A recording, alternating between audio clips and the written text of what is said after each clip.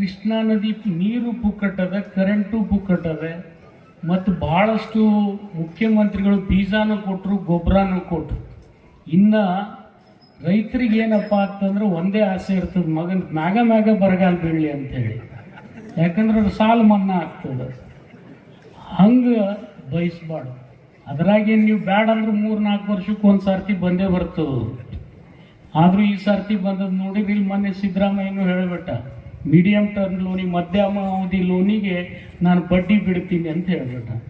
ಇನ್ನು ಕೆಲವೊಬ್ರು ಸಾಲನೇ ಸೂಟ್ ಬಿಟ್ಟಾರೆ, ನಿಮಗೇನು ಹೇಳಬೇಕಾಗಿಲ್ಲ. ಅದು ಇದೇ ಸಿದ್ದರಾಮಯ್ಯನೂ ಬಿಟ್ಟಾರೆ, ಕುಮಾರಸ್ವಾಮಿನೂ ಬಿಟ್ಟಾರೆ, ಯಡಿಯೂರಪ್ಪನವರು ಬಿಟ್ಟಾರೆ, ನಾನು ಇಲ್ಲ ಅಂತ ಹೇಳೋದಿಲ್ಲ. ಆದರೆ ಏನು ಸಂಕಷ್ಟದಲ್ಲಿದ್ದಾಗ ಸರ್ಕಾರ ನೆರವಿಗೆ ಬರ್ಬೋದು, ಆದರೆ ಸದಾ ನಮ್ಮ ನೆರವಿಗೆ ಬಾ ಅಂದರೆ ಅದು ಕಷ್ಟ ಆಗ್ತದೆ.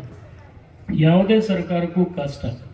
ಅಂಥದ್ದೆಲ್ಲ ಮುಂದಾಲೋಚನೆ ಇಟ್ಟುಕೊಂಡು ನಾವು ಬೆಳೆದ್ರೆ ಖಂಡಿತ ನಮಗೆ ಉಜ್ವಲವಾದಂಥ ಭವಿಷ್ಯ ಇದೆ.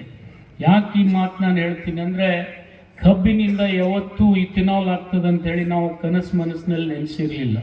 ಇವತ್ತು ಸಕ್ಕರೆಗೆ ಅಂತಾರಾಷ್ಟ್ರೀಯ ಮಾರುಕಟ್ಟೆಯಲ್ಲಿ ಈ ದೇಶಕ್ಕಿಂತಲೂ ಹೆಚ್ಚು ಬೆಲೆ ಅದ. ಇಲ್ಲಿ ನಾವು 37-38 ರೂಪಾಯಿ ಕಿಲೋ ತಗೋತೀವಿ.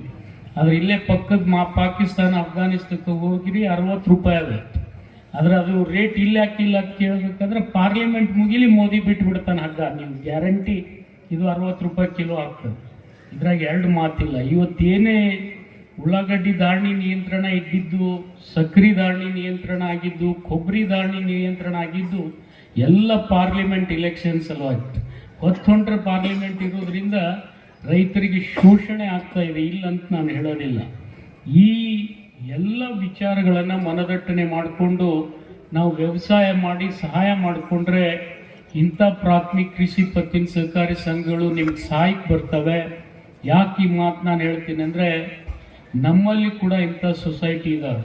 ನಮ್ಮ ಬಿಜಾಪುರ DCC ಬ್ಯಾಂಕ್ನಲ್ಲಿ ಒಂದು ಸೊಸೈಟಿ ಒಳಗೆ ಒಬ್ಬ ರೈತ ಹೋದರೆ ನಾವು ಬೆಳೆ ಸಾಲ ಕೊಡ್ತೀವಿ, ಟ್ರ್ಯಾಕ್ಟರ್ ಸಾಲ ಕೊಡ್ತೀವಿ, ಹೈನುಗಾರಿಕೆ ಸಾಲ ಕೊಡ್ತೀವಿ, ಮತ್ತೆ ಏನಾದರೂ ತೋಟಗಾರಿಕೆ ಮಾಡ್ತಿದ್ರೆ ಆ ಸಾಲ ಕೊಡ್ತೀವಿ, ಜೊತೆಗೆ ಅವ್ರು ಏನಾದರೂ ವ್ಯಾಪಾರ ಮಾಡ್ತಿದ್ರು ಕೂಡ ಆ ಸಾಲ ಕೊಡ್ತೀವಿ.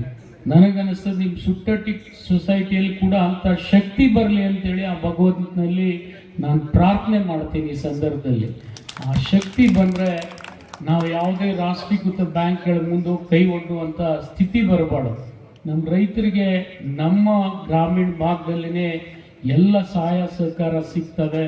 ಯಾಕೆ ಈ ಮಾತು ಹೇಳ್ತೀನಿ ಅಂದರೆ, ದಿವಂಗತ ರಾಷ್ಟ್ರಪಿತ ಮಹಾತ್ಮ ಗಾಂಧಿ ಕೂಡ ಇದೇ ಕನಸು ಕಂಡಿದ್ದರು. ಒಂದು ಊರು ಇತ್ತಪ್ಪ ಅಂದರೆ ಅಲ್ಲಿ ಒಂದು ಗ್ರಾಮ ಪಂಚಾಯಿತಿ ಇರಬೇಕು, ಅಲ್ಲಿ ಒಂದು ಒಳ್ಳೆ ಸೊಸೈಟಿ ಇರಬೇಕು. ಆ ಸೊಸೈಟಿ ಕಟ್ಟಿರ್ತಕ್ಕಂಥ ಊರು ಯಾವುದಾದ್ರೂ ಇದ್ರೆ ಅದು ಸುಟ್ಟಟ್ಟಿ ಅಂತೇಳಿ ಭಾಳ ಹೆಮ್ಮೆಯಿಂದ ನಾನು ಹೇಳಬೇಕಾಗ್ತದೆ.